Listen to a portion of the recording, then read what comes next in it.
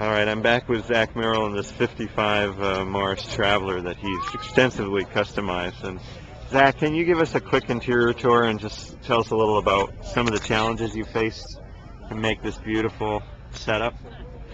Sure. What were the hardest things for you to get to fit up here? Fitting air conditioning in the dash and making it look sort of appropriate for the car is a super big challenge. The Morris dash is very tiny, and it only originally had one instrument, and it had a round instrument in the middle that had the speedometer, and there was a fuel gauge in that, and an idiot light for oil pressure, and that's it. So I needed instrumentation, and I added features like radio and such. This is actually a radio hidden behind that faceplate. Oh, nice. Snaps on. But so I had to pretty much gut the dash and fit an air conditioning heating unit under there and run ducts for air conditioning and heat and defrost, and have all that come out in some sensible manner that actually distributed air nicely, and it does. Those are 1964 Chrysler under dash vents. The dash was sort of a story in itself. I built that dash when I was less than 20 years old. I was in college and taking a woodworking class, and I had another Morris miner, and we got to build a project. So I chose to build a dash for my car, but somebody offered me more money than I could refuse for the car before I installed it, so the dash never went in. And when I found this car for sale in 1999, I rationalized to myself, well, I got a dash, I could build the rest of it.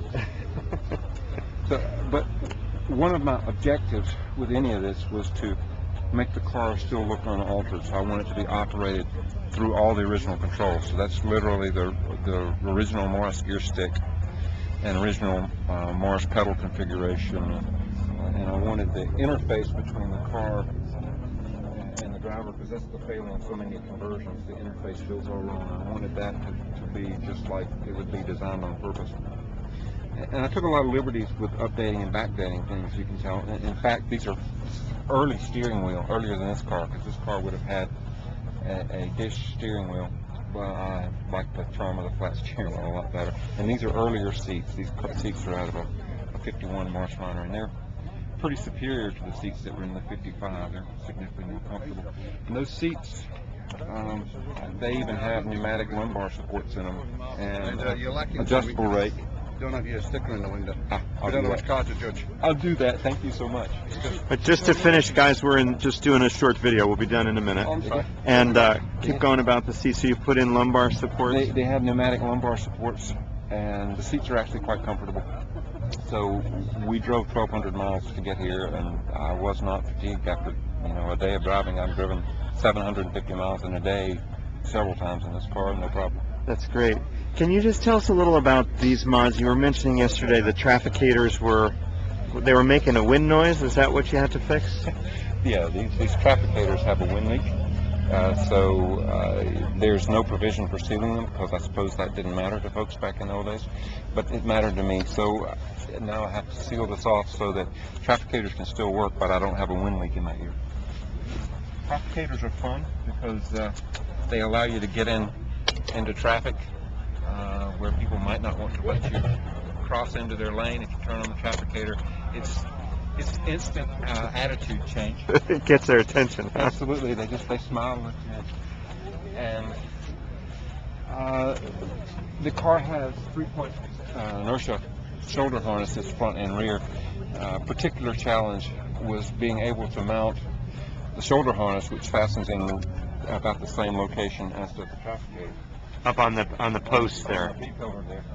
So making a structure that was strong enough to support somebody of my bulk and allow the trafficators to be removable was a significant challenge.